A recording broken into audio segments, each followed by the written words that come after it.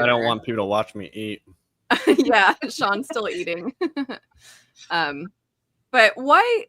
How come both of your companies had bowling events? Like, Sarah, what was yours for? We have like a yearly team outing. So that was ours. We voted to either do that or go to the park, which like I like it. So I moved teams this year, so I got to go to 2 team outings, and we went to the park for the other one, and it was like just like barbecuing and like playing cornhole. So I'm like, Wait, playing what? Cornhole? What's cornhole? Do they call it something different in Canada? It's like you have the boards with a hole in it, and you throw a bag of like. It's like a beanbag. Yeah. I don't think I've ever played that. Is it What? called bags? Or beanbag toss or something? Sean speaking from the ether. I've never played that. What? Wait, hold on. Oh It's my very God. basic. Cornhole. I've never seen that at any like work event I went to. I mean, Oh. it helps that we're a very like outdoorsy company, so Like it's like an outdoors thing. I feel like at most we would just call it like beanbag toss or something very literal. For, I guess, anyone else who doesn't know, this is what cornhole looks like. What a name, cornhole. For It's like, our wedding, because we got married in a very, very tiny little old house, but then the reception was later in the day, and I mentioned to both of you, it was like at an old mill, and the place is partially outdoor, partially indoor. So Sean and I, or maybe it was me and my mom, we took some basic cornhole boards and we spray painted them, and then we put these little like burlap bows at the top. And then I think we got like lace or something and put those on the bean bags too, so it looked all cutesy and people could play cornhole while they were hanging out and stuff. So that was That's kind of so cute. It was a very the particular venue kind of had like the old farmhouse look to it. You know how we talked about before what the area that I grew up, it kind of has the Chip and Joanna Gaines vibes. So I feel like our wedding also had that a little bit. My mom and I went to a bunch of Goodwills and bought mason jars, as many as we could get to put on the tables, and then I think we might have put some kind of like flower arrangements, but I think we did something where they weren't real flowers, but they were something like cutesy with those too. I don't know. I don't remember now. We gotta see pictures. I know. I'll have to find pictures from from our wedding. And we have a whole album. It's not like it's challenging. But anyway, you will definitely see when you guys are here one of the shopping centers that I plan to take you to, since I'm planning to take you everywhere possible. One of them has cornhole right outside the bookstore. So we'll have to play some. It's not like it's complicated. You just try to throw the beanbag. Actually, I feel like the scoring is complicated. I agree. It's like overly complicated for It's how like simple the game it's itself too is. complicated. It's like just get it in the hole. That's all it should be. But then they're like, oh, actually, if you get it in the hole, it's 3 points. And if you go on, it's 1. But else you lose points for some reason. You're like, oh my gosh. Yeah, and don't you have to win by like there's some special way to win. If you go too high, you go back to 7 or something. Yeah. It's like, So at my other team outing, I was like sitting and watching one of my coworkers' dogs, and they were playing cornhole, and then someone was like, Sarah, look this up. And I was like, no, you're yelling at me to look it up. I'm not doing it. And also you're a man, so I'm definitely not doing it. Wow, what do you have against fellas? And on the day of our husbando tier ranking. How dare you? I know. I just don't like men telling me what to do, so I couldn't do it. By the way, Sean, Christy, you should reveal to Sean the whole like who's in the chat when Enrique. Oh yeah. So YouTube has this feature, I guess it's like an AI feature where it like, you know, it picks up like what we're saying, and then it will have links to people that are mentioned here. So like, you know, if we talk about Brandon Sanderson a lot, in the description, it'll show up like people mentioned Brandon Sanderson. So because we said Enrique a lot, referring to our friend Enrique, YouTube was like, people mentioned in this chat, Enrique Iglesias. Having all these suggestions of different Enriques. Yeah, and it's like all these random celebrities that are like no one that we mentioned because I guess they don't track anime characters. How dare they? That's awesome. This is the very reason that AI is bad. This is why AI will never take our jobs. This is the main example. But as a side note, since this is eventually going to be a reading / productivity sprint and not just us chatting, what's everybody reading today? If you're choosing to read. Apothecary Diaries. Yeah. As it should be. I need everybody to read so that I can talk to you about it. Gosh. Oh no, Christy, you don't have it? Okay, I did manage to get the 5th ebook, but I haven't made any progress yet whatsoever. So I'm on page. I don't even have a page. 6%. But you're reading it today? I'm reading it today. Yes. Oh, there you go. But I'll be turning my camera off while I'm reading because I have it on my computer. So I'm just going to be like looking at my computer. I don't want it to be like I'm looking at the camera the whole time. Okay. So in your defense, I might also turn mine off because I'm gonna probably do work for this sprint because I read all day today, and also I'm all caught up on Apothecary Diaries. So, but I do have some work I want to get done, so I'm probably going to edit. But it just looks like I'm sitting on my phone. If I so now I'm gonna turn my camera off because of peer pressure.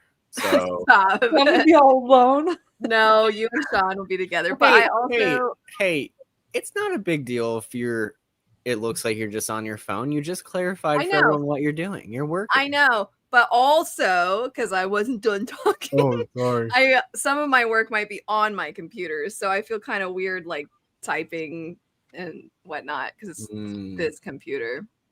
For the same reason that Christy said. Yeah. I don't want it to just be like I'm looking at the camera the whole time. You're making sure the rest of us are reading. Yeah, it would look like you're just staring. Let's see. Almost finished with the 4th Greatcoats book. Just finished the 4th book of the Gale Song series. OMG. That's exciting. I keep forgetting to add that book to my TBR. I think you would like it. I don't know though. We don't always have the same taste in books. I feel like when tastes are similar, it's pretty similar. But when our tastes are different, they're like polar opposites. Like we could not be more different. Which I don't know. It's just I'm like, how is this possible? Some of the things that we have differing opinions on. I feel like it really only comes down to one author's works. Otherwise, aren't we pretty similar? Mostly? No, I feel like there's so many authors. What are other ones? There's some that you're like, they didn't really work for you, but I don't know if I think there are any that are polar opposites besides the one. I feel like if you start naming some of your favorites, I'd be like, no, I didn't like that, or that one I DNF'd that, you know, like I'm sorry. That's okay. How dare you have different opinions? Yeah, jeez. Have you read Winnowing Flame?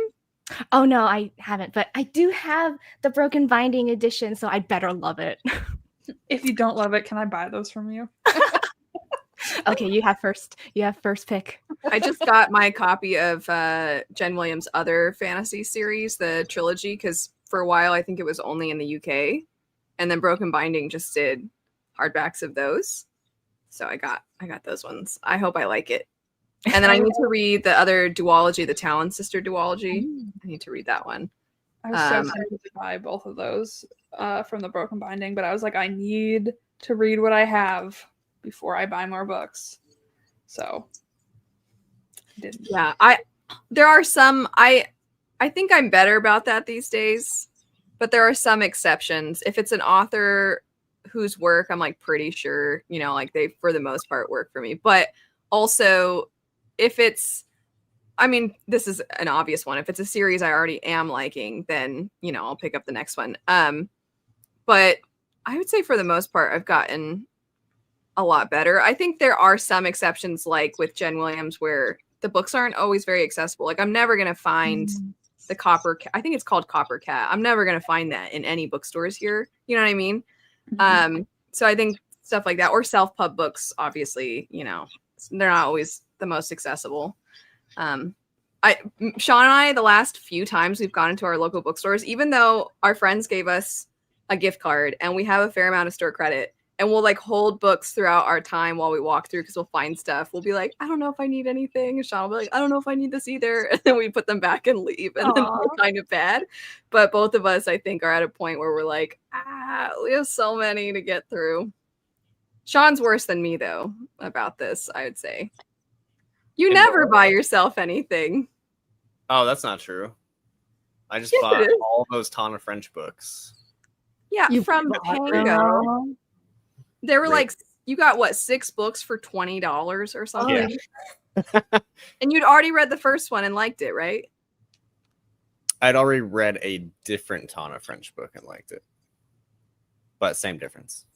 How was Into the Woods? Did you end up solving the mystery? You know what? Well, I don't want to say yes or no to that, but I liked it a lot. Ooh, nice. I think I was looking up, some people don't like the ending, which did not surprise me, but I liked the ending. I thought it's hard to talk about books like that without, you kind of have to avoid saying anything. Yeah. Okay. It's a Raffo situation. Yeah. I am planning to read one with Sean starting next week. Oh, it's like a different one in the series, right? Mm-hmm. But you said you don't have to read them in order. Are they connected at all, or is each one is like connected? Yeah, so with the Murder Squad series, which she wrote 6 of those, it's like she'll have a side character, then that's the main character of like the next book. So for In the Woods, the kind of side character, the partner of the narrator, is Cassie, Detective Cassie, and then she's the point of view in book 2. And then I think, you know, I don't know who it's going to be, but it's someone else, you know, whatever side character is around, they'll be probably the next one. So yeah, it's kind of like you know, one of those romance series, but mystery. Yes. I was saying the exact same thing. Pretty much. I don't know if I mentioned I am reading Apothecary Diaries number 7 this evening. Yay! 60 pages in. So probably my favorite overall of these 4. Oh, really? Yeah. But for reasons I can't say just yet. Although 8 has a pretty monumental moment in it. So, and 6 has the best opening. Yeah, it does. It does. It's so stupid, and I really look forward, Christy, to when you read the opening of 6. Okay. I literally have not had any time to read lately. I don't even know what I'm doing. I'm just like doing so many chores all the time. I feel playing dress up. Yes, that's too. I wanted to say that I've been really good about not buying books lately, but that's because I've been spending my money on my shopping addiction. I'm not spending money on one thing, I'm spending it on something else. Same. By shopping, do you mean like clothes and makeup and hair stuff? Like fun? Yep. Yeah. Clothes and accessories. Oh, going to Japan was a mistake. It was a mistake. You got sick and now you're spending all your money uncontrollably. Yep. Yep. You got to save some of it for when you're here, because I'm taking you guys to so many places. / Sean is taking, depending on who's driving. I mean, that's just going to add to it. Just going to add to the shopping addiction. Oh, okay. I'm already planning how much space I'm going to have in my suitcase, and it's going to be a problem. because I'm gonna fill it up. I know Are that's you why I just was telling saying- you guys if you need to just use our washer or dryer so that you can save room in your suitcase so that you can bring more stuff back. Are you just gonna bring a carry-on? Because I feel like that's. I'm gonna check. Oh. Ooh. Just check an empty bag. I was literally thinking about it. Or like putting my carry-on in my checked bag, like inside of it, so then I have a whole extra suitcase. I feel like if you did check an empty bag, the guys who like move all of it are just gonna be like chucking it and like, whoa, I've been working out. You know what you could do is you could just not bring an empty suitcase, and then while you're here, we could stop by a Ross or something where suitcases are really cheap, and then you can just have that on the way back, so you don't have to bring it. Although I know it's a little bit more money to spend, but yeah, because I think it was like $35 to check a bag. So okay, see, so you save money on the way here, and that money you save, you just buy a cheap suitcase while you're here. You know, we'll see how much I actually end up packing. Because it's always more than I think it's going to be. I really enjoyed. How did you word it? You said like, I don't mean to sound like a high. What did you say? A high roller or something? Yeah, that was really funny. Because I didn't want to be like, oh, like I don't care. Money's How much not. I mean that to an extent, but not like within a reasonable amount. Like we're going on a fun adventure, so I'm saving to spend nicely on a fun adventure. Yes, and I love when other people do the opposite of what Sean and I do, where we're like, no, I don't need this. I love when people are like, oh, I kind of want this, and I'm like, you should get it. It's fun. That's why when my friends, if I have friends that are pregnant, and I'm like, let me buy you all the baby clothes, because who's gonna say no to that? You know what I mean? That's fun. Like me and my friends when we go shopping, we just enable each other endlessly. Like if we're by ourselves, we'll be like, oh no, I'm not gonna get it. But then if you're with someone, it's like, you should get it. You need this. You should get it because I'm also gonna get one. Yeah. Or like I see my friend like you know, kind of on the fence about something. Like I can tell she wants to get it, but then she puts it back, and then I'm like behind her back, I'm like, here, buys it for her. Oh, that's cute. The only thing about mailing stuff is I feel like the amount that it would cost would end up being probably even more money than just getting a carry-on or a checked bag. I was thinking about possibly depending on how many books I buy. Yeah, because books are media mail. Yeah. Which is cheaper. But certain other things, sadly, are not. But also, 2 of the 3 of you are international, so I definitely don't think mailing will work for Christy and Customs. Oh god. Yeah. I'm already dreading it. Yeah. I have only been out of the country twice. So Sean's been out of the country more than me. I'm assuming it's what that looking off. I was thinking, I was like, yeah, you and your family took international trips. Okay, cool. Aren't you cool? We didn't. Where have you been?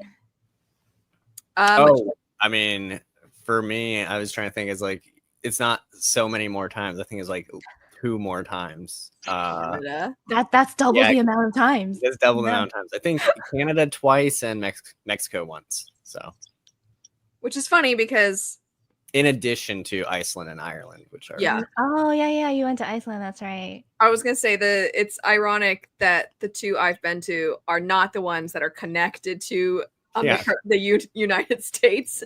I had to fly over an ocean, but yes, Ireland and Iceland. And I think we've said our joke is that we can only go to places with an I together. So like Italy. And then I know there's other ones, but it seems like I'm making a joke if I say them, and I'm not. But there are only so many I countries. So guys, we gotta do a Japan trip one day. Yes. One day. Yes, please. I think I've mentioned before that I come back and all I want to do is accessorize. I mean, that's kind of my fear. Now, like there's the nothing one person I know, is saying it's a problem now, so I'm a little afraid. It's a risk you're just gonna have to take. You're gonna get addicted to hats, like all these different things. I really want to one day I think I've mentioned this before, fly to Alaska and be in Alaska for a week, and then fly from Alaska to Japan and be in Japan for 2 weeks, and then fly back to Alaska, spend 1 more week there, and then fly home. Because I really want to go to Alaska, and it's, I think technically the closest. Okay, actually, I think it's at the very, very end of Alaska is closer to Japan than Hawaii is. But I don't think airport is at that very tip of, you know what I'm talking about, like in Alaska. Yeah, archipelago.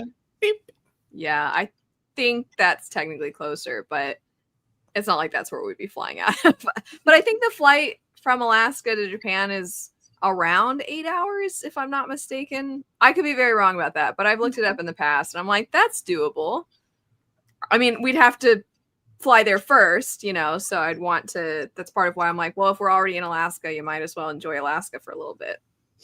But speaking of Alaska, that reminds me of bears, which I believe this week is Fat Bear Week. Oh my God. What does that mean? So Fat Bear Week, favorite fat bear, is because bears go into hibernation. Right before hibernation is when they're at their fattest. So there's all these photographs of these bears that they have kind of tracked, and they've named them. And some of them are returning winners from previous years. Others are new. And you vote on which fat bear is your favorite. Oh my God, that sounds amazing. I'm going to pull it up. Fat Bear. How have I never heard of this?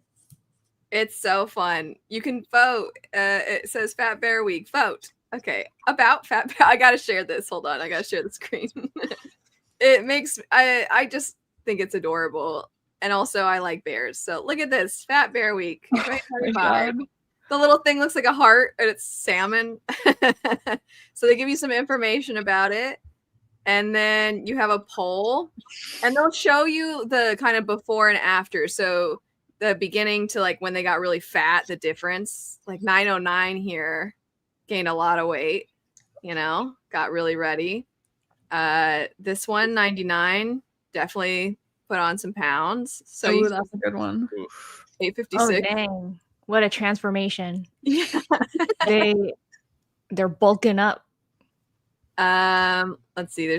Anyway, so Fat Bear Week. That's all you have to type in. And look at the matchups. It looks like there's already some that have been voted on, maybe.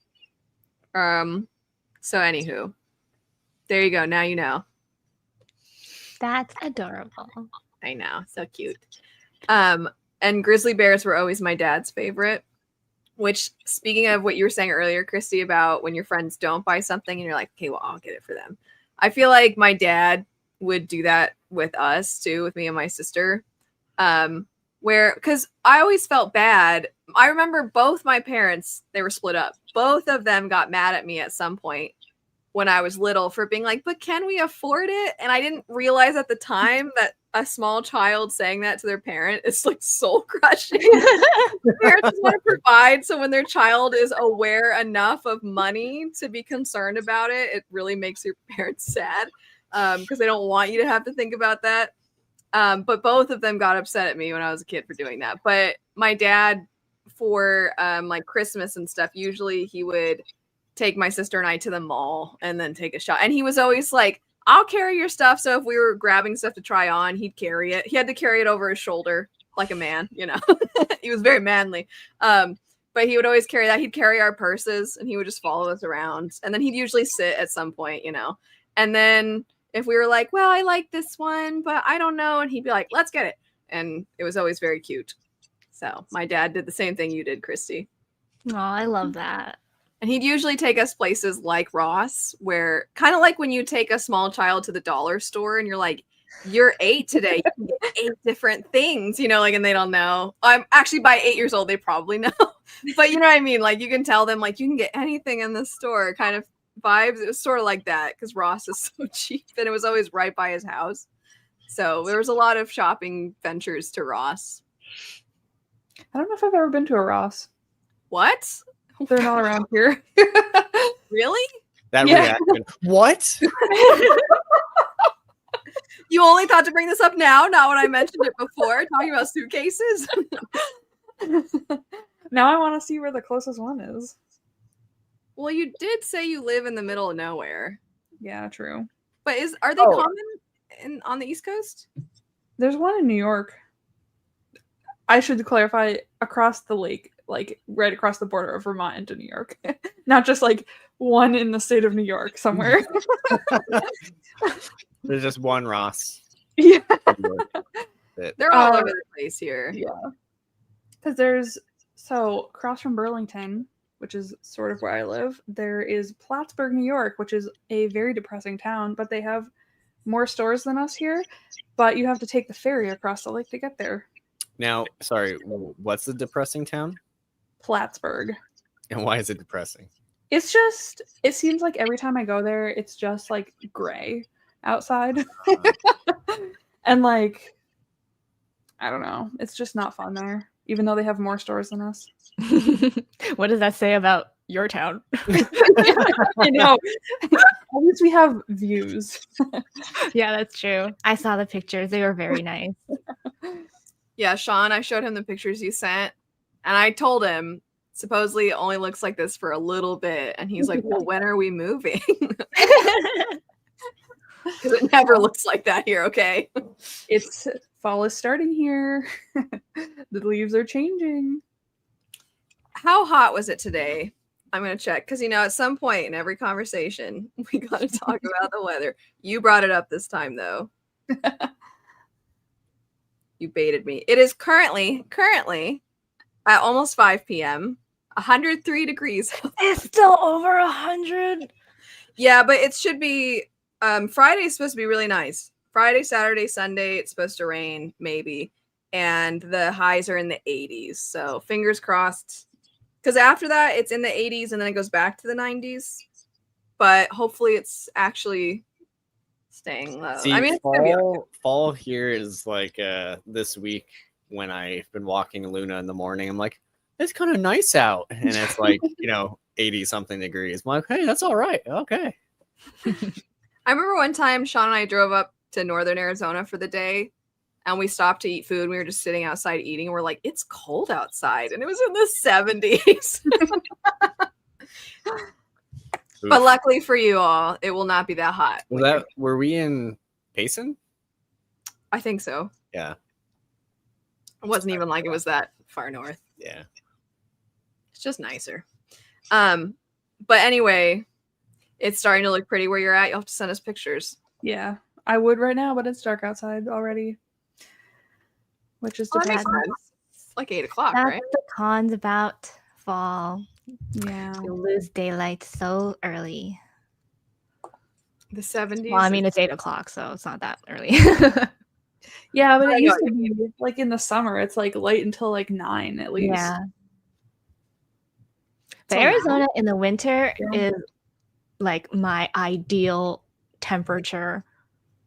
So it's going to be like what it feels like right now, which, sorry, I'm going to say it in Celsius, like 10 to 20, 22-ish degrees Celsius. I'm like, oh, that's perfect. 22 is 71. I agree with that range. What was the bottom end? 10, you said? Like 10? Yeah. Yeah, I like that range too. I actually, if I'm being honest, like a lower range. Let's see, I'll see what it is in Celsius. I like between like 40 to 60. So that would apparently be 4.4 degrees Celsius to 15. Oh, okay. Yeah, below 10 is kind of chilly.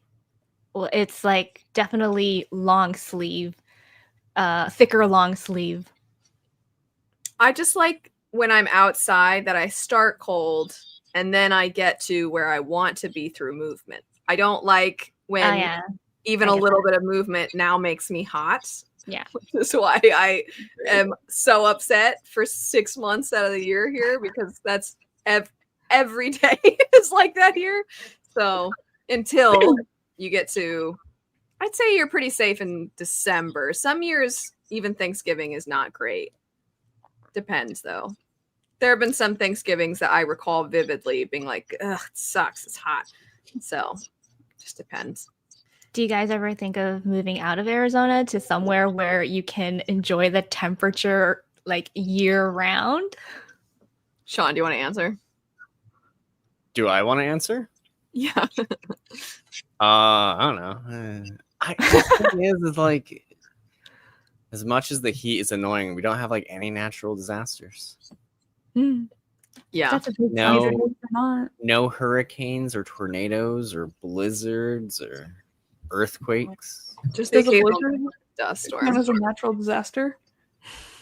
What's up? Does a blizzard count as a natural disaster? To me, it does. Yes. Oh, That sounds like a okay. natural. A really, really bad one. I think so. Where We you're get ice concerned storms for other sometimes. people. You what? We get ice storms sometimes. Same. What is an ice storm like? It just freezes everything. There can be blackouts. There's one, I think, in 2008 that was like a specific, like particularly bad one. I think power was out for like, I don't know, a couple of days. Yeah, I'd consider that a natural disaster. That's pretty bad. But that only happened once. Yeah, we had one in 1997. But now I feel like it doesn't get that cold here.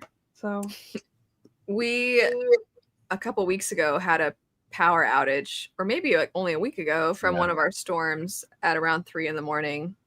And it was so hot. That's like the dust storms / the monsoon is probably the closest we get to any kind of natural disaster here, unless you count extreme heat, because that's no fun either.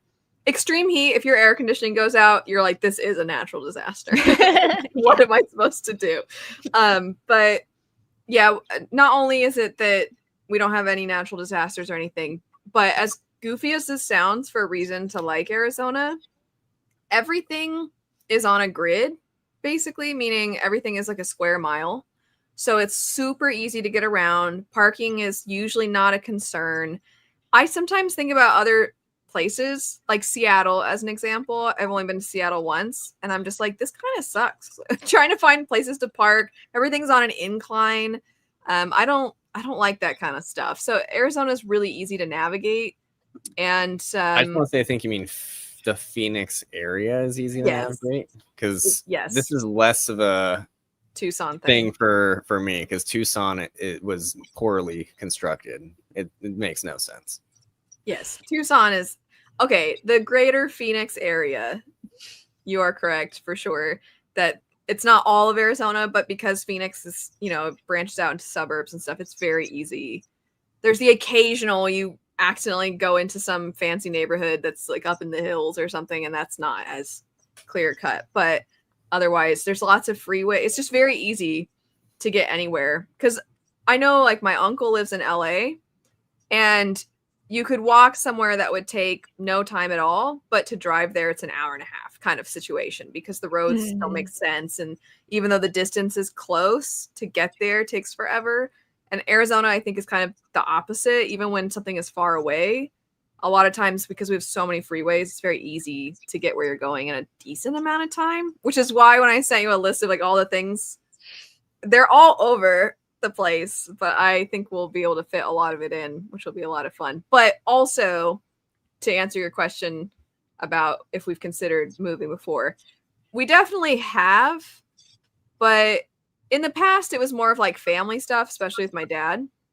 But now I think with the efforts to slowly fix up the house, we want to be at a point where we can eventually enjoy all of the time that's gone into fixing up the house, because there is a lot of potential in it, even though currently it's still not as fantastic as it could be.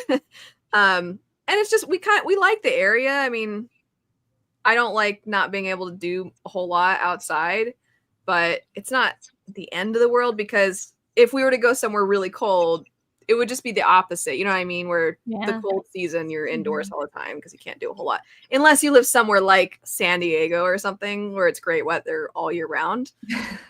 It's always going to be a trade-off in some way. I would prefer if the trade-off was the cold, to be honest, but it's okay. It's going to be, I should clarify, I say that as somebody who's never had to scrape ice off their car. to get to where I'm going. Arizona does get cold enough where if you are really early in the morning in the winter, you still have to like defrost your windows, but that's not the same thing as shoveling snow and scraping ice. And I don't even want to pretend like it's the same. So, but that's your answer. Have you either of you ever considered moving before? I have, but like I would be nervous to like start over somewhere by myself. Yeah. And like I live like 5 minutes away from my parents right now, and like I don't know. If it was like the right opportunity to move somewhere, I would do that, but just to pick somewhere and do it. Well, you could always come here. I know sometimes I sometimes on rare occasions complain, but it's actually great. Christy, you talked about Toronto being expensive, right? Yeah, I complain about Toronto a lot, but honestly, I don't think I would ever move out of this place either because it is crazy expensive. But it's also very convenient. And what I love the most is how multicultural it is here.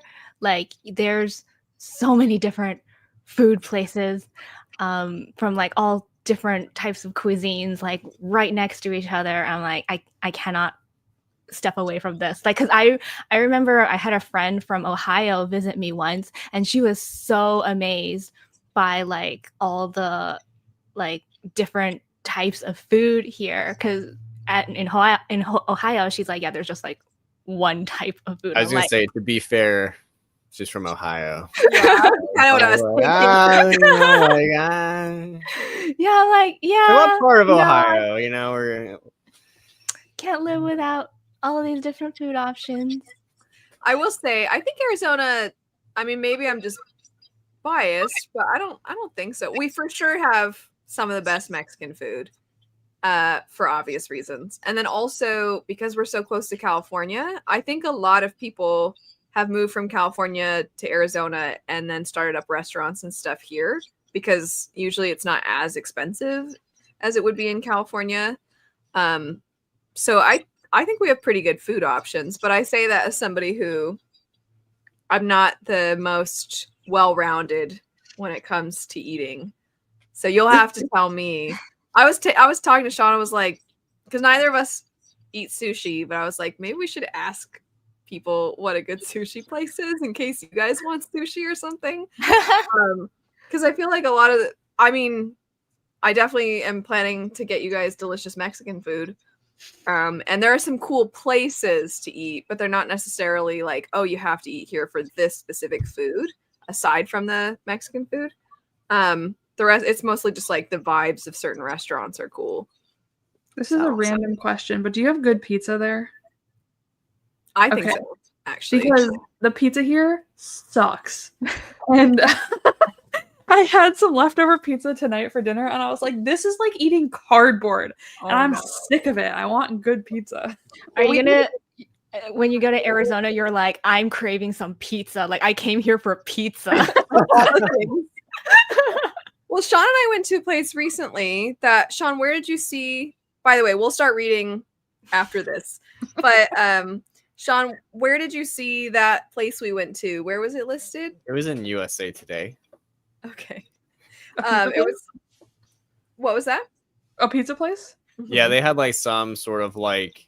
Okay, I'm gonna clarify this really quickly. They had some sort of like best pizza in the nation, and I quickly realized that it was like best pizza, but we're trying to include across the country, you know, because they had, you know, your New York City, your Chicago, they had, I think, LA, but then they're like, but other places have pizza too, you know, like Detroit and Phoenix, I guess. So I wouldn't put too much stock in it, but yeah, we went to a pizza place that was apparently one of the best in the country. And I'm using those air quotes because I don't know how I felt about my pizza. And the problem is Sean and I are very happy with very basic pizza. very like we don't need all the fancy different kinds, just some sauce, you know. And I agree, but the pizza here is so dry. oh, So like- I made a mistake of being like, oh, I have to try one of their specialty pizzas. Big mistake. I should have just had like a cheese pizza. Then I would have been able to compare it to other cheese pizzas. I think that Pizza Heaven place that we went to was better than. yeah, but I Oh, still like yes. the place that's right behind our neighborhood. Yeah, it's true. That's my favorite. We'll try that one. You tell us what you think. It's certainly not dry. Good. If anything, it leans a little on like the greasy. Now I feel like side. we can only have pizza, and we have to find Whole like Sarah's time. pizza. Yeah, Sarah has to find her Taste pizza. test. No one's gonna feel good the whole time they're here. They're gonna be like, I don't feel so great. I mean, I feel like- kind of want to do it too. You know, just be like, okay, like really compare them. Maybe Every we can single try a place up by Sedona. Okay, I think this is fair. I think that's fair. That's what I'm saying. I made a mistake. I should have gotten just the normal. Well, I got a pizza. pretty regular one, and I thought it was just okay. I know, but you didn't have any cheese on yours. I know. It was just sauce. No cheese? What? Which was a Wonder. menu item. You didn't What? have to specify that they just had that. Wait, so you only have sauce on it? Yeah, well, it was like sauce and a lot of like flavor, and they kind of the sauce had like kind of tomatoey chunks, which I actually didn't love. But it was I'm that's not necessarily my kind of pizza though. I just like thin crust, a little on the greasy side with a good amount of sauce, but not too much sauce. I don't want chunky tomatoes. And I like it when this is a weird specification. I don't like when the cheese is almost fused with the crust. I like it when the cheese is almost like slipping off. You know what I'm talking about? You can like hold it off, hold it up, and it starts to drip down yeah. almost. Are we thin crust people here? Or are we deep dish or either? I like thin crust. I think I would eat either, but I prefer thin. But I like a lot of toppings, like all the vegetables. We will try. Okay, on that note, we should probably be productive now. Are we all good to do the 50-10 like we did last time? Yeah. Okay. And we'll actually hold ourselves to the 10-minute break in between. So let's get this ready to go. As always, there's going to be music with this. And if that's not your thing, you can always mute it. But we will be back in 50 minutes. So we'll see everybody then.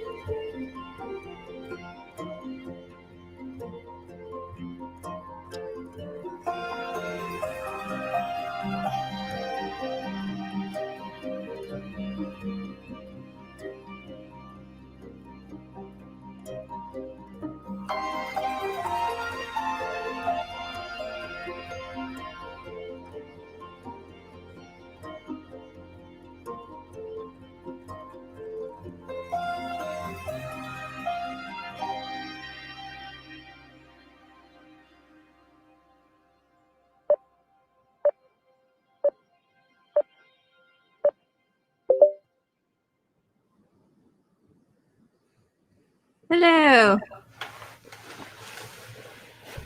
Hello. How is Hello. everyone's reading? Good. Yeah. Are there certain things that you've read that you enjoyed, Christy? Yes.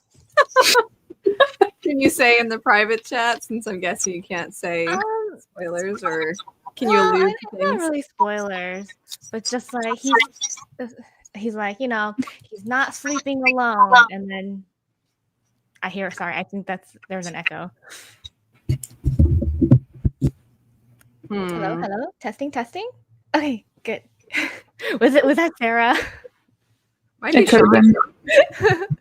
I didn't hear it, so I think it was me. Yeah. How he's just like, I'm not sleeping. Oh, I hear it again.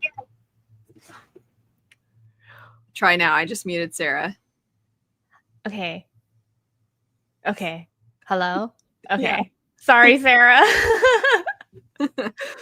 Yeah, he was just like, I'm not sleeping alone, and then she's like, yeah, of course not. But it's like we know they have different ideas of what that means.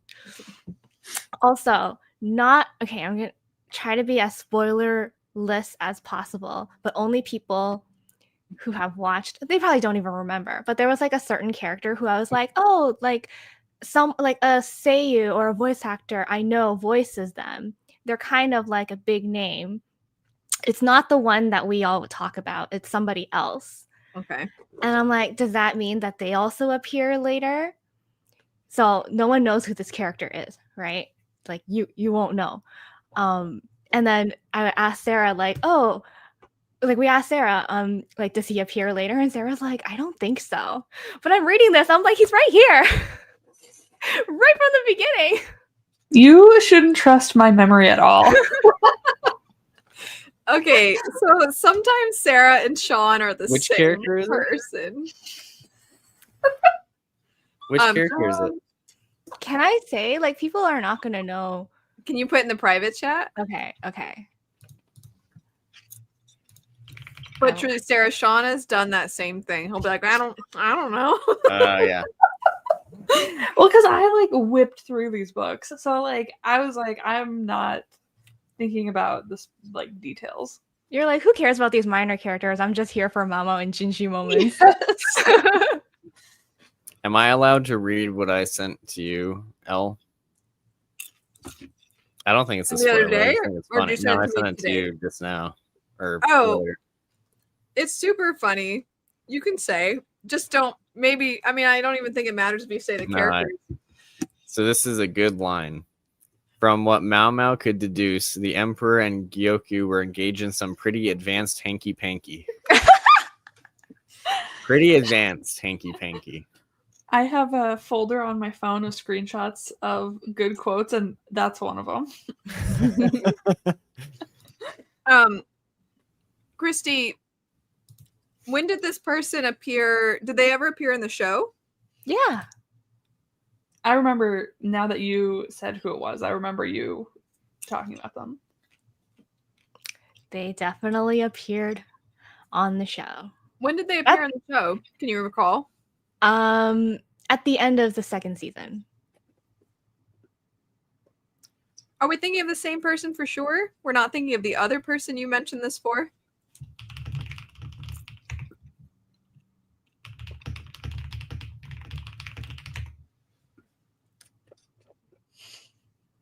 Oh. Yeah, I was getting them mixed up. I was getting them mixed up with a different person. Yeah. Like the other person, I'm like, we definitely know. I know, but I was thinking of an additional person besides. Okay. Because when you said the guard person, I got them mixed up with one of the guards from the Verdigris house. Oh, okay. No, we definitely haven't seen him, but I like him so far. Yeah. But yes, that character, I get those two mixed up for some reason, even though they have completely different names. But yes, you are correct about that person showing up when they show up. Yeah, I'm like, there's no way. Like, he's too big of a voice actor. Who do you think is a bigger voice actor, this character or the other one you've pointed this out for? The other one. Okay, that makes sense. Yeah. Can't say why then. We're like being so vague. I wish there was a way to ensure. Sorry, I'm eating popcorn. I wish there was a way that we could capture you reading these 4 volumes, like every moment, because there are some moments where I'm like, I need to see in real time Christy's reaction to some of what's happening. I'll send you voice memos, but Please. knowing my history of voice memos, it's probably all just me going like,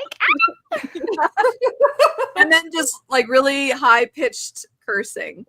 Like that's Can I read another line? Even I don't think this is a spoiler either, so apologies. But this is Lahan. He's I'm sorry, no, this is Mao Mao talking to Lahan. She says, "Did he eat something he found on the ground?" And Lahan says, "I have a guard watching him at all times to make sure he doesn't." Lahan said proudly, and then Mao Mao thinks, "You do?" Which I found really funny. One odd thing to have a guard watching over at all times. I know I already said it, but I still can't get over her saying, it makes me laugh every time I think about it, of her being like, for all she cared, they could go die in a fire.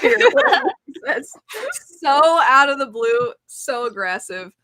I think you would have gotten to that part, Christy. You're pretty close. No, I am on 15%. Okay. I read 50 pages. It was a good good number. I did too. Nice.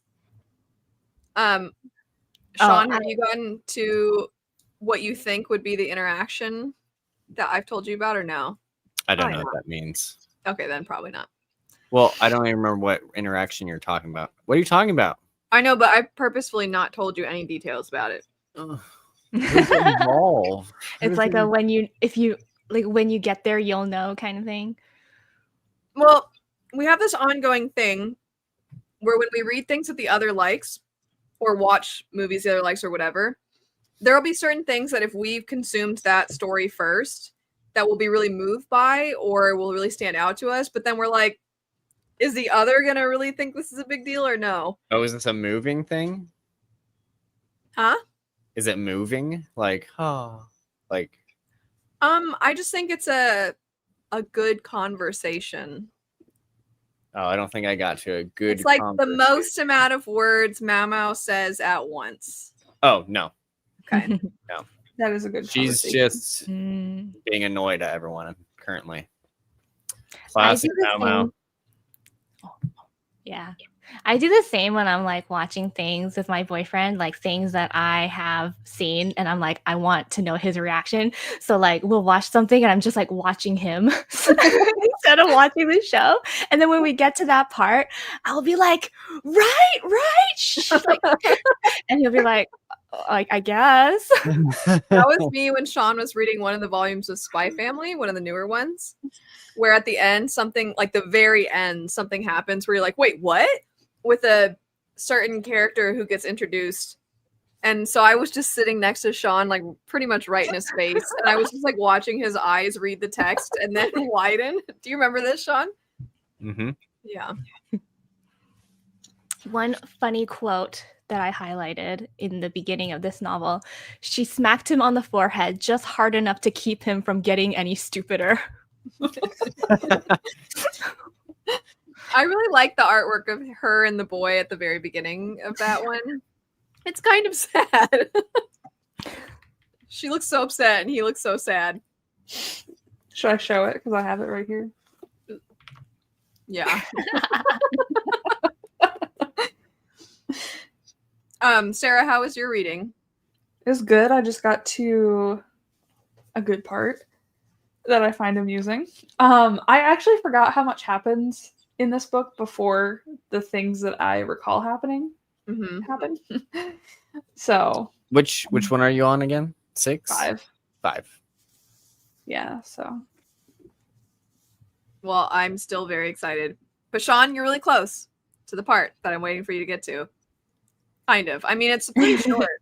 The light novel's pretty short for that one, so I think you'll be at it soon. But anyway, are we ready? Oh boy. All right. Here's the next sprint, everybody. We'll see you Ooh, soon. I might need to go make some tea. Go I'll be for right it. back.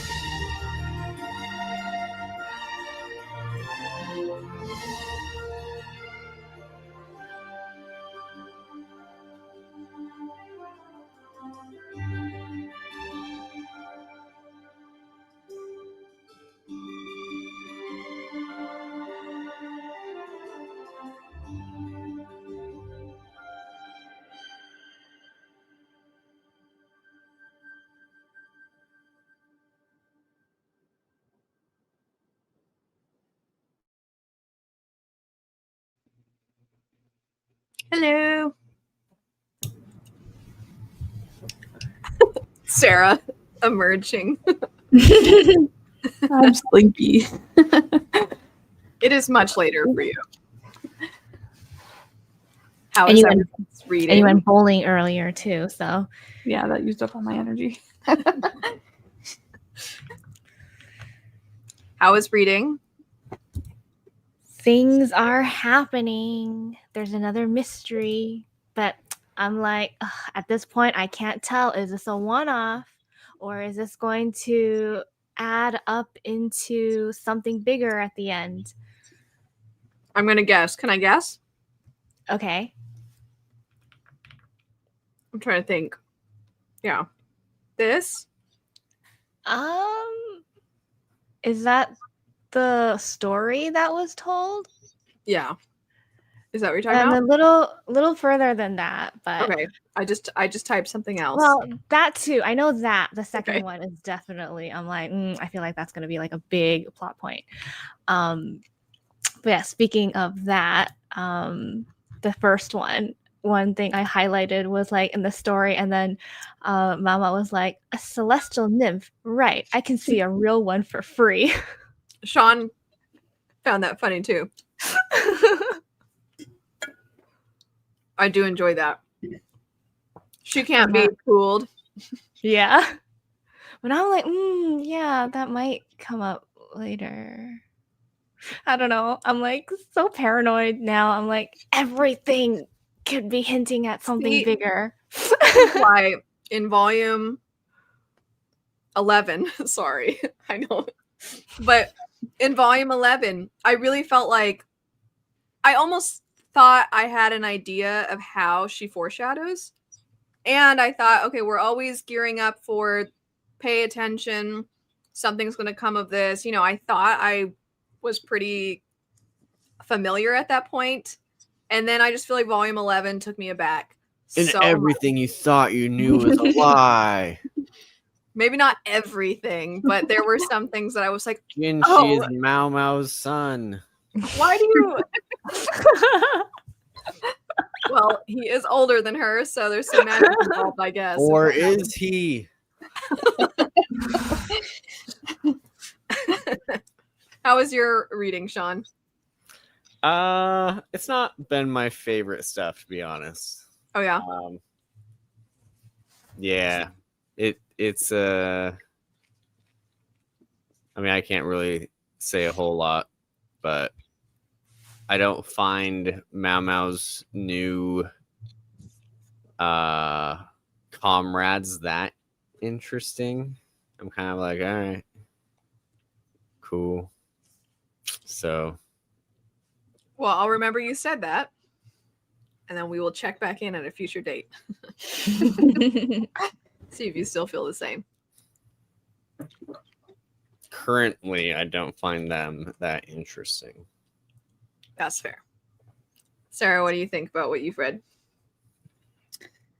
It's good. I got to the part. And Mao Mao and Lahan's interactions are so funny to me. They're so stupid together. I know. They really are.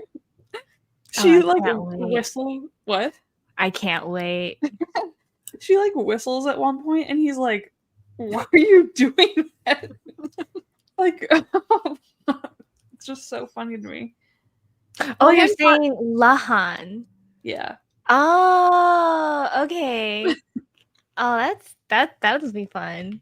Him constantly being like, "I'm your esteemed older brother." I was gonna say I had a couple you will respect your esteemed elder brother moments. Oh, and I got to the you could die on a fire part. That whole scene is funny too. The result of Yes. that whole thing and everybody being like, okay.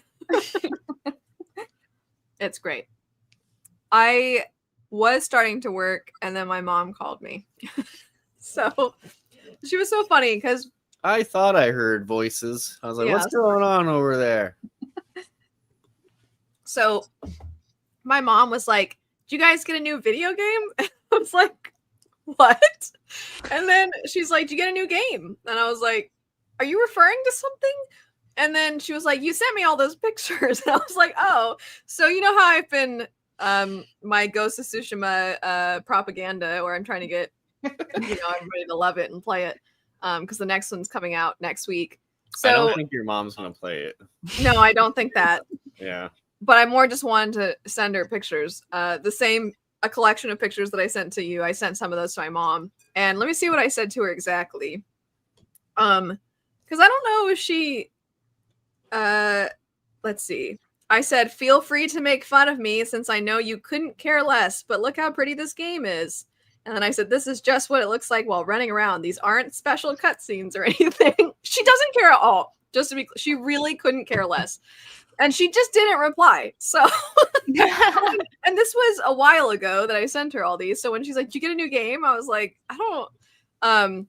And then she was funny because she's like, I just had this vision of you and Sean playing a game." And I was like, "Well, we do pretty often." And she's like, "Is that a new game though that you sent me pictures of?" And I was like, "No, it's from 2020. And I was like, "But the next one's coming out next week, so we've been playing it." And she's like, "Oh, okay." She doesn't keep up with not even a little bit. It's so cute that you share these things with her, though. Even though I know she doesn't care. I feel like it's really funny because my mom and we definitely have certain mannerisms that are very similar. And she's, when you're around a person and you kind of pick up on their speech patterns or the words they use or the expressions they make, I definitely, when I'm around my mom, start to talk more like her. And I think I have certain expressions. There have been times where I've done something and I heard it and I was like, I'm turning into my mom. So in that way, we're similar. Sometimes we kind of look alike, but we have zero overlap, I feel like, in our interests. So that's kind of fun. I think my mom is perpetually a little confused. I think she's always a little like, how did this come out of me? I feel like my mom thinks the same thing about me. Really? Yeah, because I'll be like talking about like shows that I'm watching, and she'll be like, "Oh, nice." Yeah. Oh, my mom goes, "Oh, okay." That's what my mom does. Yeah, she is funny because like I've tried to tell her about manga and anime and various things, and my mom, whatever the most stereotypical American thing is that she could say, is probably going to be her response. Because I was telling her about something or other, and she's like, "I just like American cartoons more. I feel like they're more expressive." And I'm like, "Mom." And I was like, "That's not really true." And she's like, "That's just my opinion." And I was like, "Well, as the person who's watched manga, or like who's watched anime and read a lot of manga, and also grew up watching American cartoons, I was like, I might have a little bit more experience with this." And she's like, "No, that's true." She just doesn't. It's really funny. I remember back when I was a kid, I used to watch Dragon Ball Z with my mom. Like every day at 8 o'clock, we would be locked in. And every time they're like, "Tune in next time, like for the next episode of Dragon Ball Z," and be like, okay, we're like waiting anxiously for the next episode. And that's my memory of it. But then like recently, a few years ago, I was like reminiscing. I was like, "Oh, remember when we did that and we both really loved the show?" And she's like, "Oh, I didn't really care. I was just watching it with you." Oh, that's nice. Childhood ruined. It just reminds me, it's like, yeah, mom doesn't really care. Well, Sean's mom would watch the animated Spider-Man with him. And didn't she say that was her favorite Peter Parker? Yeah. The buff one? When he's in not the spider suit. Is so built in that 90s TV show when he's not in his costume. Like when he's Peter Parker, he looks like a linebacker. And then he puts on the costume and he slims down. I'm like, that doesn't make any sense. Is this the cartoon with the meme that's like pointing like? No, it's not that one. Okay. That one's a little older. Let me see if I can look up 90s Peter Yeah, he's always Parker. wearing like this big bulky like kind of jacket thing. He just looks so big. Here, I'm gonna pull up pictures. Speaking of, I recently just watched Spider-Verse, the second movie. It's so good. Have we seen the second Look one? at those shoulders. No, we haven't seen the second one. Look at those You shoulders. guys gotta watch it. He's so wide. Yeah, I thought he's supposed to be a nerd. What happened? And then Why- wait, I want to see him in his suit when he's suddenly like, they don't have very many of him in his suit. Oh, that I was gonna say the one. I mean, he still looks pretty big, actually. He looks But that's bigger when than I he remember. doesn't have the mask on. Yeah. When he has Yeah. the full suit on, he looks a lot smaller. It's like putting on the mask suddenly like shrink wraps everything. Yeah. Have you seen the honest trailer for, is it Japanese Spider-Man, Sean? Yeah. Have you seen the honest trailer for that? Oh, you have to watch it. It's amazing. I You kind of guys want have to watch Spider-Verse, the second one. It's so good. What's the plot in that one? I don't want to say. My dad used to watch Pokemon with me, but he would make me change the channel. That's really funny. Cute, though. My thing, I watched a lot of Sailor Moon before school. I've talked about this before, until it no longer was on whatever channel we had because we didn't have cable. And then I would go to the store Suncoast and I would buy the VHS. I had 3 episodes each, and then I would watch it there. I was really in Sailor Moon when I was really little. Some Pokemon, some Yu-Gi-Oh, definitely the Batman, Superman, Spider-Man animated shows. I don't remember those very well. The Batman one might stick out to me the best. Oh, and the X-Men cartoon, certainly. The original X-Men cartoon or X-Men Evolution, when Wolverine had an orange costume, or both. I feel like it was the original, Okay. but I don't want to say that with certainty.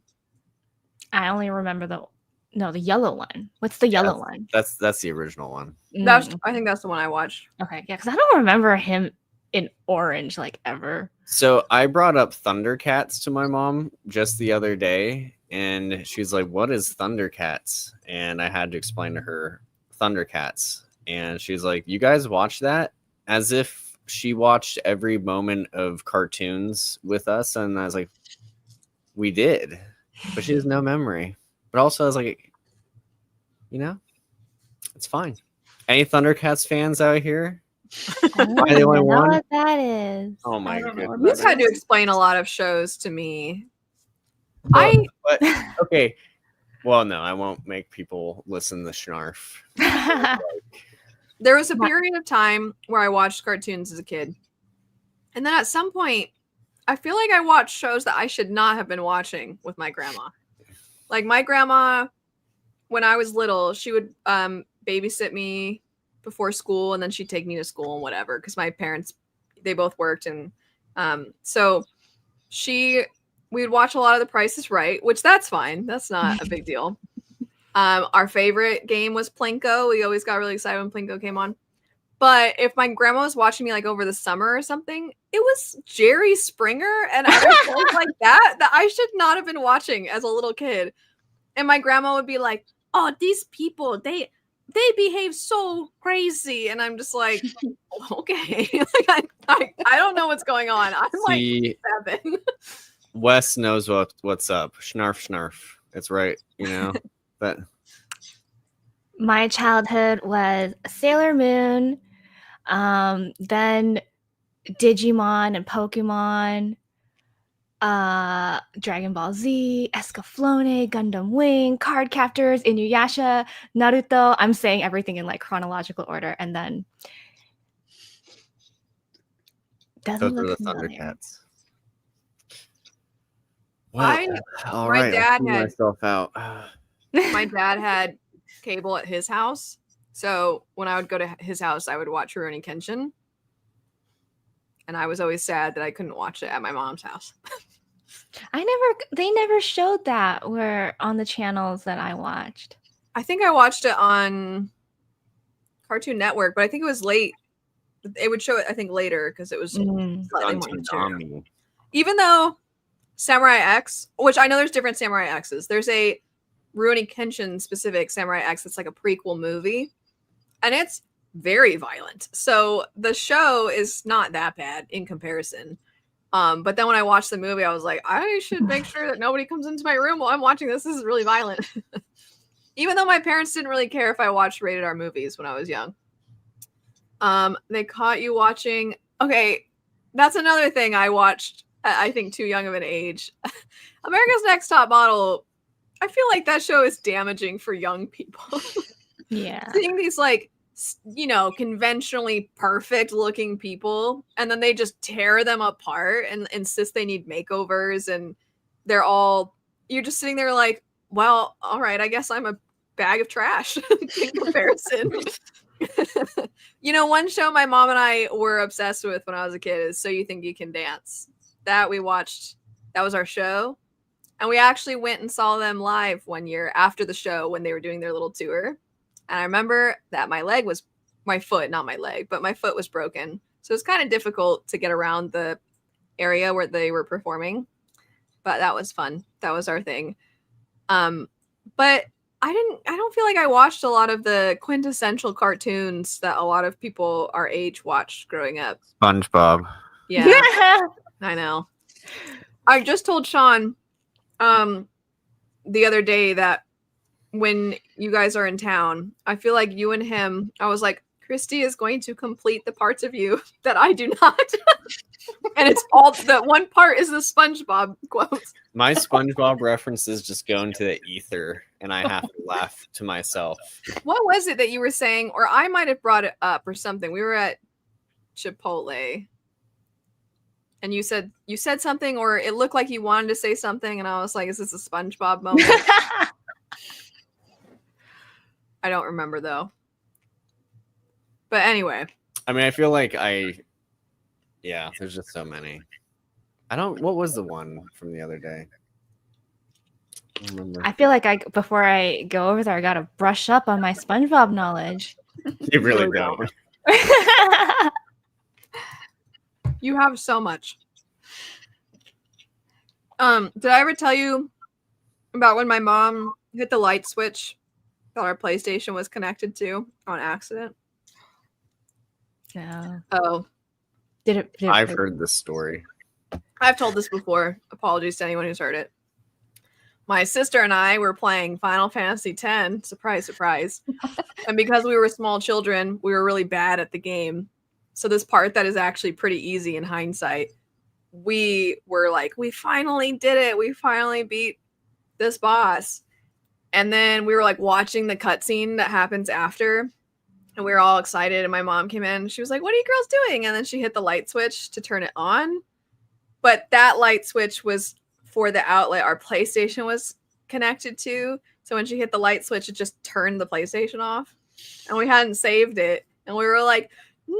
My mom's like, what did I do? And we were very sad. And we're like, ah. And then another silly video game story that once again was because we were small children who were bad at games because we were small children. We were playing the first Tomb Raider game, and very early a T-Rex comes out at you, and we were not expecting that. So a remote may have been thrown in fear, and it might have hit the TV. Luckily, the TV was fine.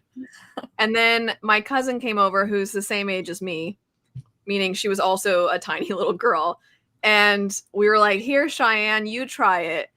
And then she ended up killing it because she found this area that you could shoot it from that it couldn't get to. And we were all excited. And she's like, I did it. And then she just hit the analog stick, and Lara Croft just fell to her death. And we were like, huh. We were all sad and dejected.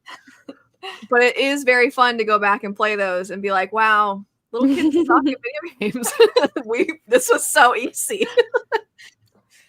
So I still suck at action games. So like when you talk about Ghost, I'm like, I don't think that's the kind of game that I would play myself, but I would probably watch someone play it. And then that's like me playing the game. I mean, that's how I feel because I'm not actually good at I don't know. All the games that were like, oh, like Elden Ring's fun. Elden Ring's not fun. I am here to say it's not fun. If you have like hundreds of hours to sink Yeah. into something, Um, which we do not. because we play Ghost every week with our friends, Enrique. And we've had that game since 2020, and we have played every week for years at this point. Plus, I've played the game on its own. It's more like over 1,000 hours. So every now and then when I'm like, here, Sean, you can play. And he'll be like, oh, there's so many things to switch between. And I will say yeah, that the multiplayer mode has way less going on in terms of weapons and mechanics. I'm used to just, I throw bombs, I throw knives. That's it. I'm not used to all these other contraptions you have in the single player. So I'm actually surprised you say that, because you haven't sunk 1,000 hours into the single player. Not even close. Not even close. no. But I am very familiar. Oh, good night. I am very familiar with That's so cute. the archery and whatnot. And that's how I kill a lot of stuff. That's true. So Christy, first off, you can set it to what is basically like story mode, so it's much easier to play through. So you could do that. Where it's like, it's so easy. You hit the enemy in one shot and they die. I don't know just how easy it'll be, but it'll definitely be much easier. So that's an option. And I think you would like the game. I think you would enjoy it. It's quite fun. As far as the things that Sean's talking about, because it can get to be a lot. You have what is basically like a wheel, and you pull the wheel up with if you're playing on PlayStation, like the right trigger, left trigger, and one has 4 different stances depending on the kind of enemy you're fighting. So if you're fighting an enemy that's using a spear, you switch to the stance that's good against spears. One that's good against people that use shields, people that use swords, and then what are called brutes, which are like the really big enemies. Then you have one where it's stuff that you aim, basically. So you have a half bow.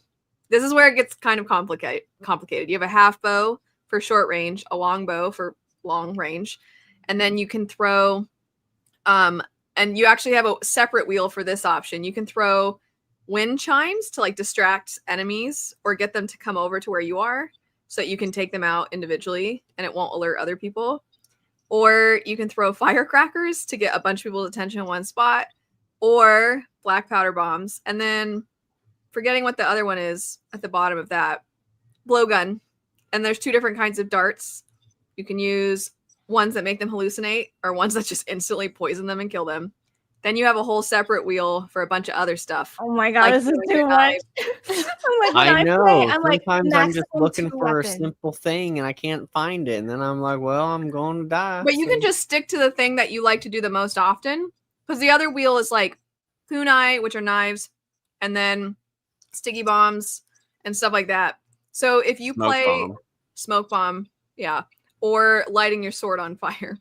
So if you like to play where you just like throw your knives a bunch and then you hit them and you like a certain stance, you can just get by doing that. You don't have to use everything.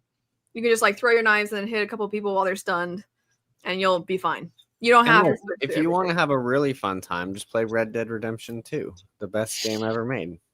Best game ever made. You can hog tie people. I can't tell if that's serious or not. That is very serious. It's the greatest game ever made. It's Sean's favorite game, and it is a very well loved and praised game. Oh, Ghost of Tsushima. It's the best, and the next one comes out next week. I'm super excited about it. And the story is incredible, and visually it's gorgeous, and the main character is amazing. And this is a very weird compliment, but it's very smooth. So something like Witcher 3, I feel like trying to get on your horse or get your horse to not glitch is kind of a task. But in Ghost, like when you whistle for your horse to come and you just like come up to it and you press the button, he gets on it so smooth, riding is smooth. It's great.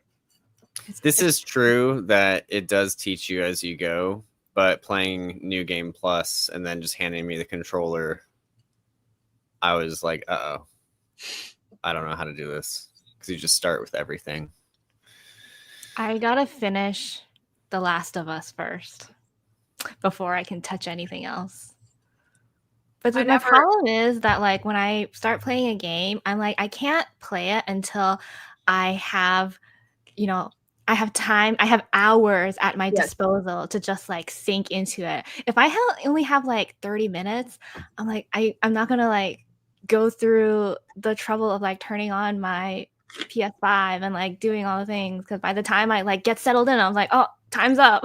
You know what it is too, is that you have to, if you don't get time to sit and really sink into it, you almost have to relearn how to play it every single time. Yeah, and remember like what you did before. Yeah, I get that. I used to feel like that, especially with reading also. Reading is easier to do a little bit at a time, I think, than video games.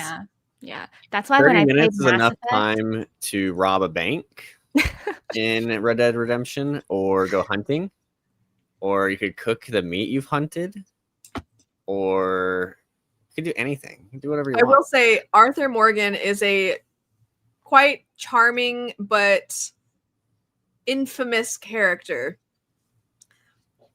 How would you describe him, Sean? A really nice fella. Who sometimes he seems nice. He seems cool. Yeah, he seems nice. He seems cool. So there are videos of just montages of Arthur Morgan saying really funny stuff. Like there's one of him fishing, because you can fish in that game. And when he gets a fish, he's just like, "You, sir, are a fish." Like he just says, or Sean, what was the one he said to the guy who was like, "I haven't seen you in a while"? He's like, he says, "I do my utmost to avoid you." So, a great line. And there's a whole part where he's drunk. There's a whole quest where he gets drunk and he's looking for his friend Lenny, right? Mm-hmm. And he just starts seeing everybody as Lenny. Everyone he goes up to, he's like, "Lenny, Lenny," and they're like, "Get out of here," because he's drunk. And then he all you do is like you just press A to shout Lenny. That's like all the control you have. It's very goofy. You get thrown out of the saloon and then you're in like a pigsty. It's a great game. I love farming games. I gotta look this one up. That's something I can sink hundreds of hours into. Farming sims. I've never gotten into one. I kind of fear what would happen if I did. I would come home and you'd be like, "My vegetables died." When I played Stardew Valley 1.6, it was 1.6, right? I'm like 2 hours, like not 2 hours, 2 weeks straight. That's all I did with my entire time. Wake up in the morning, log on to Stardew Valley, and like literally farm all day. And then after the 2 weeks, I'm like, okay, I'm done, because I finished the game. In 2 weeks, I reached perfection. Oh my god. And then I'm like, okay, I'm done. Once I touch it, it's game over for me. Like I locked in forever. But once I stop, I'm like, I don't feel the need to go back. That's a good thing to have, I think. It depends on the game for me. There's certain games where I'm like, that was challenging and it was fun, but I need time away, and then I can come back to it and it'll be challenging again. I played the Lies of P DLC recently, and then once I finished the DLC, I was like, well, now I want to go finish the base game again, and that was great. But that game's really hard. That is not one it's not easy, so that's not the easiest one to recommend, but it's really fun. And then Elden Ring. So what you talked about like every day you'd log on and be like, "I'm playing this." I think I've mentioned that when the DLC for Elden Ring came out, Shadow of the Erdtree, I decided, I was like, I'm going to actually take off 2 days, Thursday, Friday. Because I think didn't it come out Thursday night, Sean? Right? I don't know.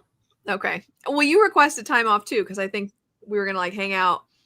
And that Thursday I had really, really bad food poisoning. Really bad. That lasted a little bit into the weekend too. But I was just like laying around all day being like, tonight, Shadow of the Erdtree comes out. I'm going to play it. And then I just beat the whole DLC in that weekend, even though I was also a little bit sick. But being a little bit sick helped, because it's like, well, I can't really go do anything else. I have to use my days off. This like, you can't do anything else anyway.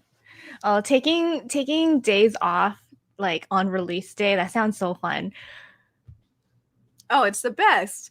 I'm very excited. I even told Sean, I'm like, do you want to request off next Friday? Because it's sequel to this. Kind of sort of sequel. It doesn't follow the same characters. But it comes out next week and I'm so excited. It looks so good. Oh yeah, is that the one that you said has a female protagonist this time? Yeah. Oh, okay. Yes. Which I don't really think that many people are actually upset by that. I think there are some people that are upset and they're very loud about it. And I'm like, okay, then you cannot play it. The rest of us will enjoy playing this game that is likely going to be great. If it sucks, then it sucks. But I don't think it's going to, just because the first one was great and the next one looks cool too. But yeah, there are a lot of people upset. That's it. That's just, they're just like, it always makes me laugh because the arguments are always really funny where they'll say things like, this always makes me giggle when this person's like, it's an RPG, which is a role-playing game, and I'm a guy, and I don't want to role play as a woman. And it always makes me laugh that comment ended up not being about how, hey, maybe who cares, but rather whether or not it's an RPG. Which always makes me laugh. To be fair, a lot of people were also like, because whenever people are like, I don't want to play as a woman. Sorry, I'm assuming they don't all sound like that, but that's the voice that they have. That's what they sound like. Yeah, but I'm always just like, anyway, so people will be like, well, then, go cry harder or whatever. See, there's kind of people who say things like that. You just know that they're also the kind of people who lack empathy. Because they can't fathom. Can't put themselves in others' shoes, Well, I saw this. There was a particular comment that made me laugh when someone's like, because that's not the only time I've seen a comment like that of like, well, I don't want to have to imagine myself as a woman. Or they'll say, I can't imagine myself as a woman. Can I just cut in to say Yes. I really love the idea of someone being like, I can put myself in the shoes of a plumber who fights a turtle yes. routinely. That I can understand. Right. And that's what I was going to say, where this was my favorite response to somebody who was saying that, where they're like, and you imagine yourself as a Japanese samurai? Like, that's not who you are, man. But you are more like probably a woman than you're like this awesome samurai. Like, what are you... Like, is your home being invaded by Mongols? Probably not. But you can still fathom that, and you can't fathom... Anyway, it's all very silly.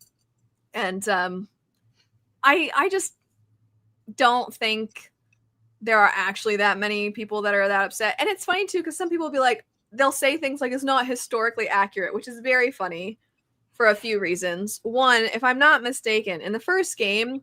I know, I'm just going somewhere with it. In the first game, you write or you compose haikus, but I think technically the practice of haiku writing wasn't really around yet. So it's like slightly historically inaccurate, but then it's like not that big of a deal. But if you're going to be that much of a stickler for historical accuracy, but then in the first game, one of the side characters that's like a fairly prominent side character, Lady Masako, is kind of awesome, and she's very capable at using a sword, using a bow.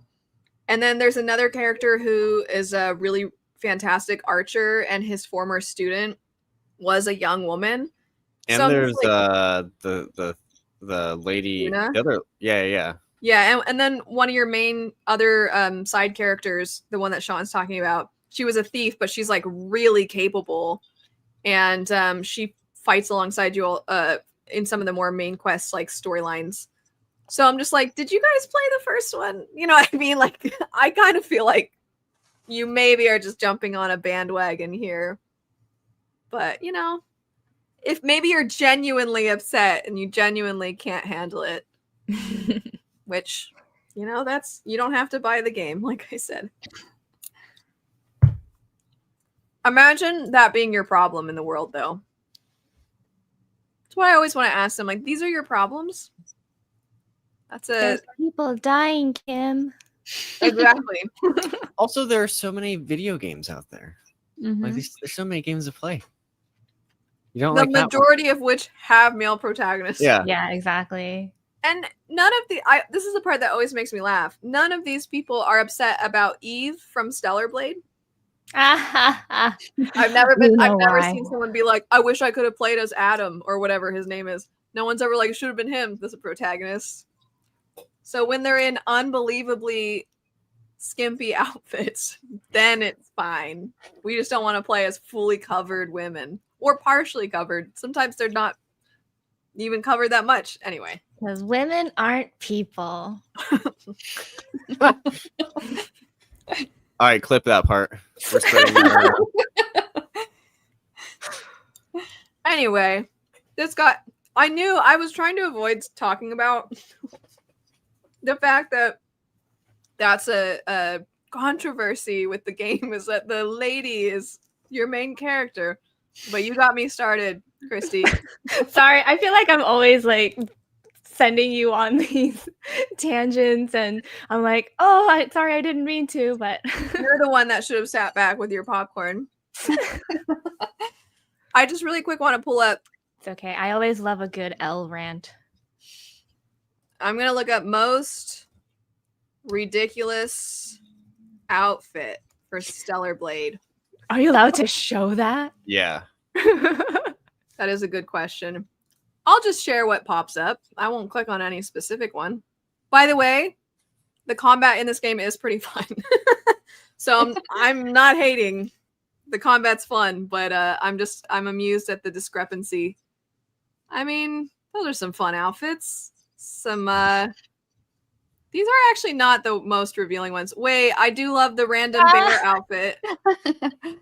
That's cute. But some of them are just lingerie. The last boss in the bear outfit. Yeah. It's also not just the outfits, right? It's the jiggle physics. It is indeed. Yeah, and some of them that you're like, this one covers a little more in the back. Then she runs like so forward, and obviously the camera's behind her, so she runs leaning forward so much that you just like get a view of her butt.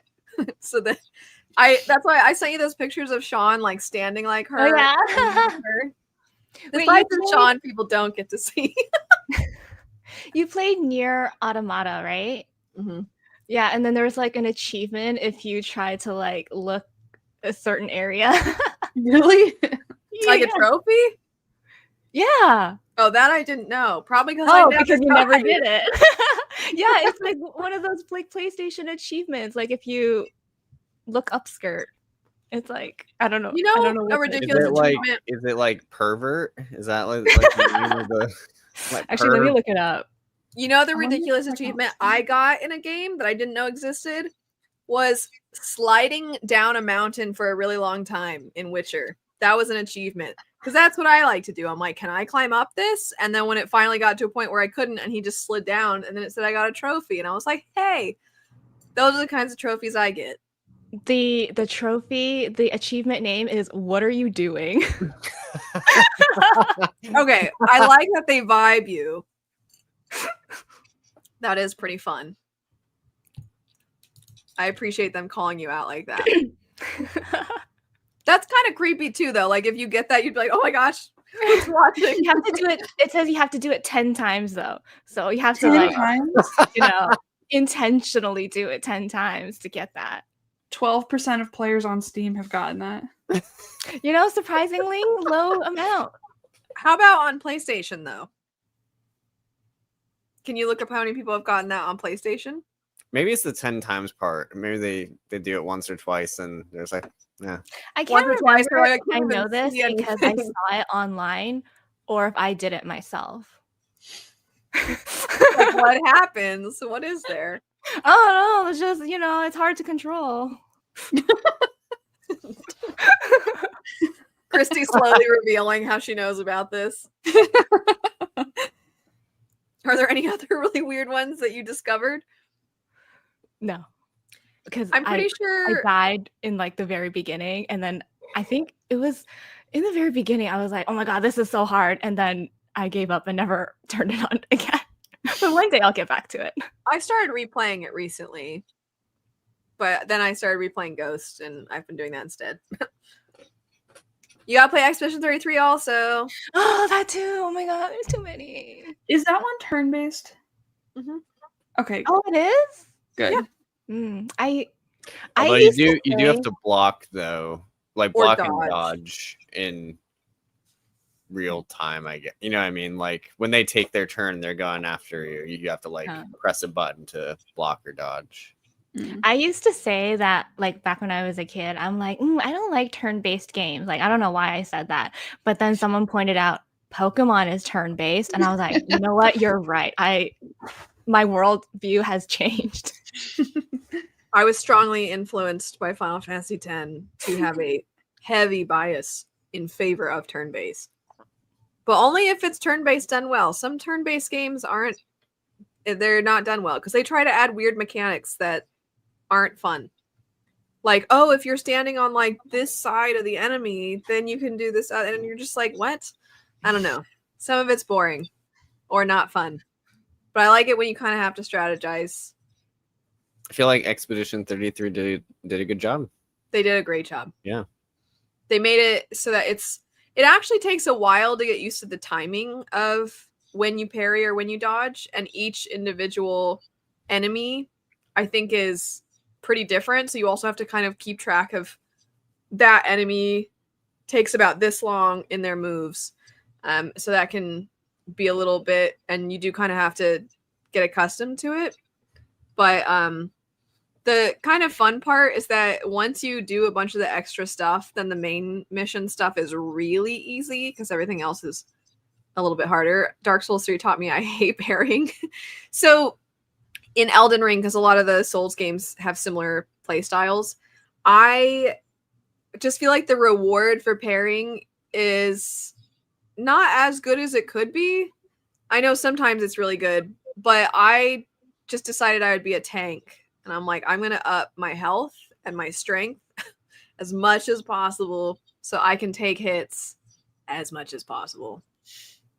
I feel like that's what I would probably do too, because the kind of games that I'm the worst at are the ones where you have to like know how to read the enemy, like sense its patterns, like know when it's going to do certain thing, and then you do a certain thing. I'm like, I'm so bad at those.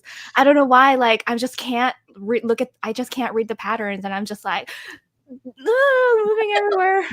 So like when we play like 2-person games, like David, he's like, you know, oh, the enemy is going to do this, like you should move over there when they're doing that, and I'm like, I just don't see it. I don't know why.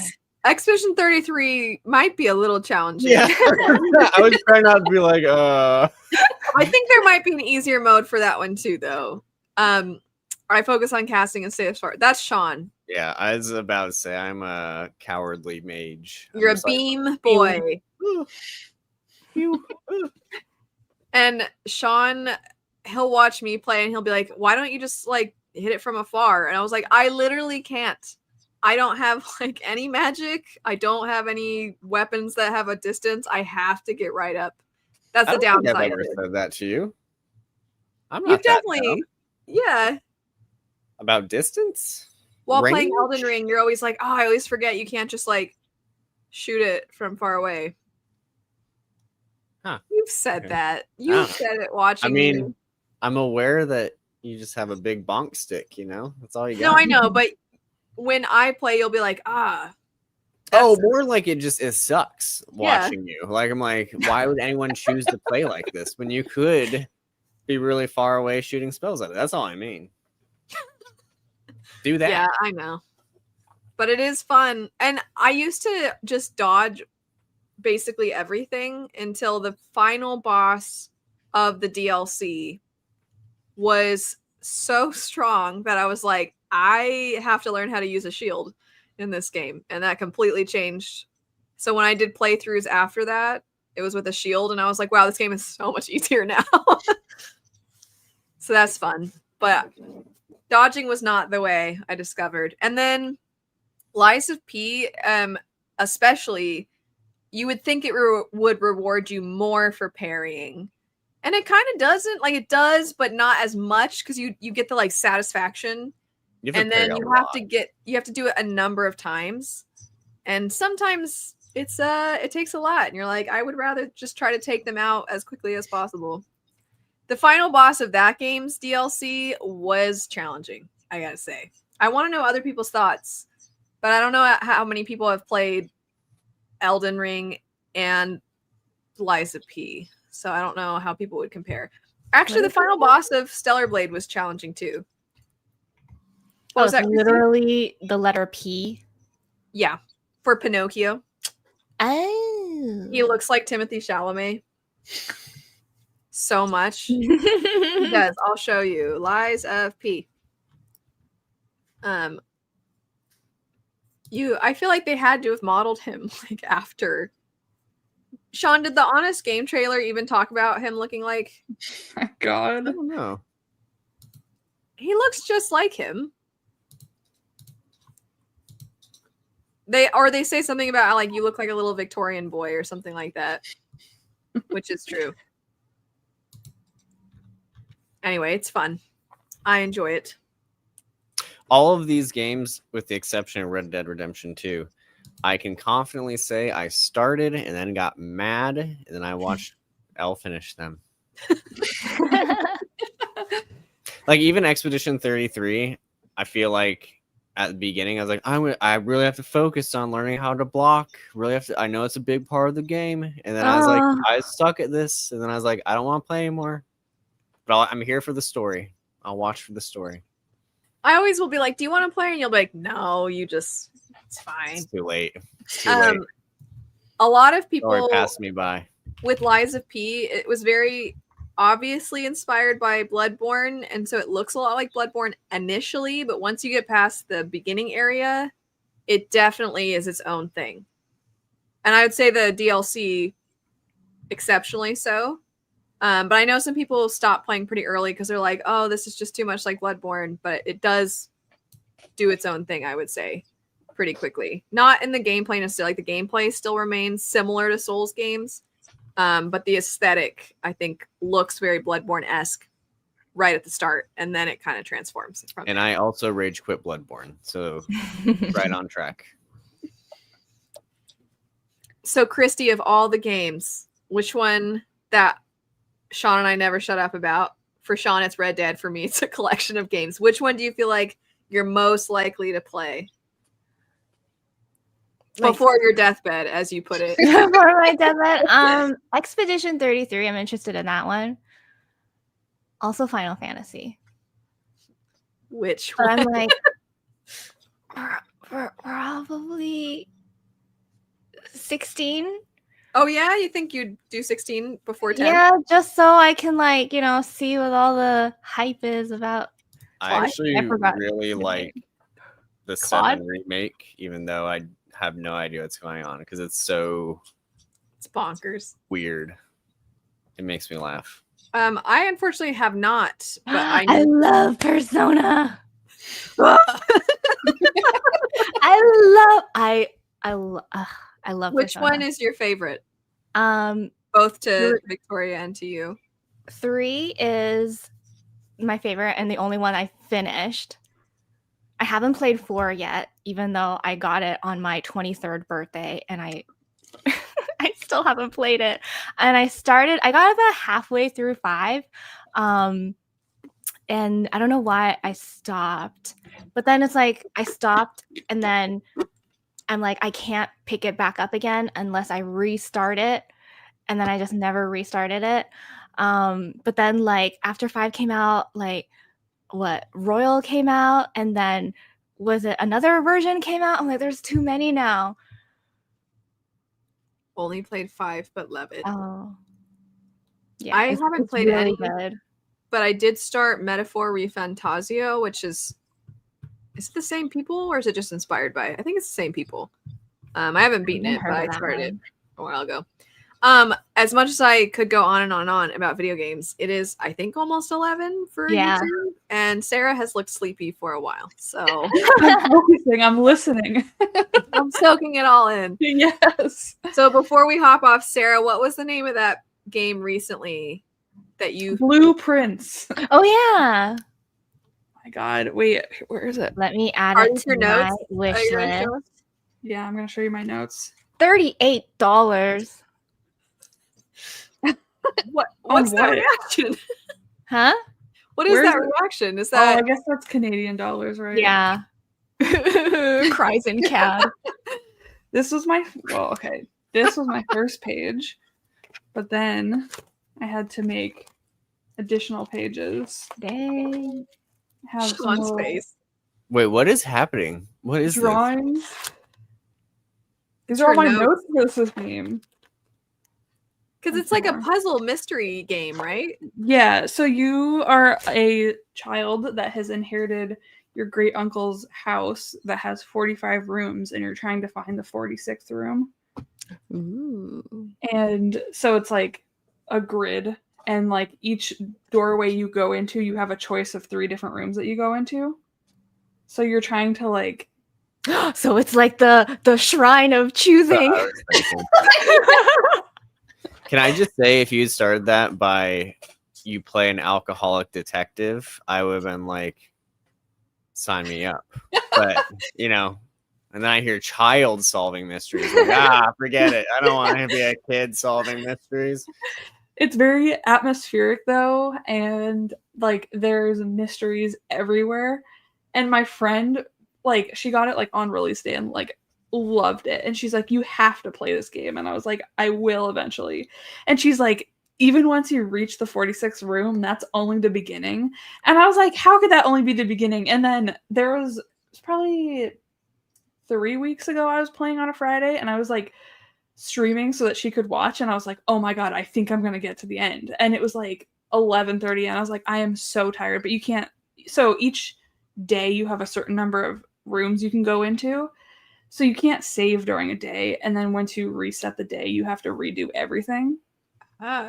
So it's a roguelike game, which I didn't know what that was until a month ago. But so I was like, I gotta finish this. And so we're both like watching me play, and I'm like sitting here like sweating, like, I gotta get to the end.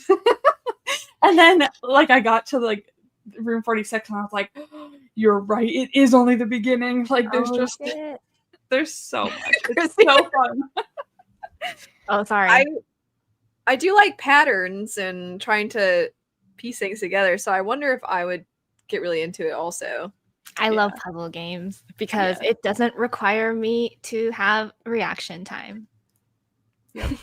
The music is also very good, and I was listening to it today, and it was very foggy out today, so it like really matched the vibe of the music, and I was just like, yes. Wait, so have you finished it now? No, not yet. Oh, how many hours do you have? 36. Okay. Why do you knew that off the top of your head? Well, because every time I close it, I look at Steam and I'm like, how much have I played? So. Oh, I need to add you on Steam. I need to add all of you guys on Steam if you have it. No, I don't. Oh, you only have your PlayStation. Okay, Sarah. It sounded like I was saying like, no, I'm not gonna let you know. No, I refuse. Yeah, that's how I took it. Man, ever since I started doing screenshots on Ghost, the amount of time I have spent, like, there are so many screenshots that I take while playing. It's so beautiful. So in Blueprints, there's a ton of documents and stuff. So I'm like, at first I was like, oh, I gotta write all this down. And then I was like, wait, I can just take pictures of the screen. So my entire thing is just pictures on my computer in like, sometimes during the day, so there's a bad glare. Sometimes it's at night when I have all like my mood lighting on behind it. That's amazing. I like how you seemed so sleepy, and then I just brought that game up, and you were brought back to life.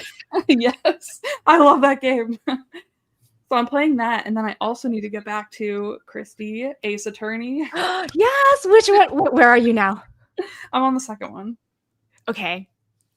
I'm on the like circus one. There is a little. That one is interesting. There's a tiny part of me that I'm like, do I force them to watch me play video games when they're in town? Honestly, I'd be down. I don't know if Sophia would have fun with that though. Oh. That's why I like. This is when we can send Sophia to her own Airbnb. I'm kidding. Oh, so Sean, Sophia said she had a nightmare where she came into town, but then had to be in an Airbnb away from us the whole trip. Oh, It was sad. So that is what Christy is referencing. We would not do that to Sophia. Don't tell her I said that. She would probably laugh. But I will not do that to you guys. I won't. Imagine if I was like, we were going to go to Sedona, but instead we're going to play a video I'm booting up Elden Ring. Let's go. I mean, if I was going to New make Game them watch Plus. me play, I would make it be something with a good story, you know? Wolf If Among you Us. have something with like, I don't know, multiple multiplayer, we could try playing something together. Like I can bring my own controller. The only thing is like we could try multiplayer Ghost, where like some of us are in one room and some of us are in the other. It's not really split screen though. What do we Super have? Smash Brothers. Done. We'll play. What do we have that split screen on the PlayStation or Xbox? There is something. I guess we have Battlefront. Yeah, just the Xbox. We just. I mean, there's like Battlefront, just Halo, the classics. Yeah. Halo classic. Anyway, it's been 3.5 hours. This was fun, as always. I never get tired of talking about video games. So I'm sure I'll bombard you with more pictures from Ghost or more videos of Jin petting foxes or something. Because they're always so cute. I took a video of one, and the fox, when I got done petting it, it looks like it leaps off a cliff. And it's really cute and really funny. I'll have to find it because I did record it. But thanks for reading with me, hanging out, as always. And oh yay, good night. Sorry I talked so much when I managed to. Oh, no, of course. This was lots of fun. To anybody who watches later, I hope you have a productive reading session or productivity time, depending on what you choose to do with your time. And we'll see everybody a little later. Bye.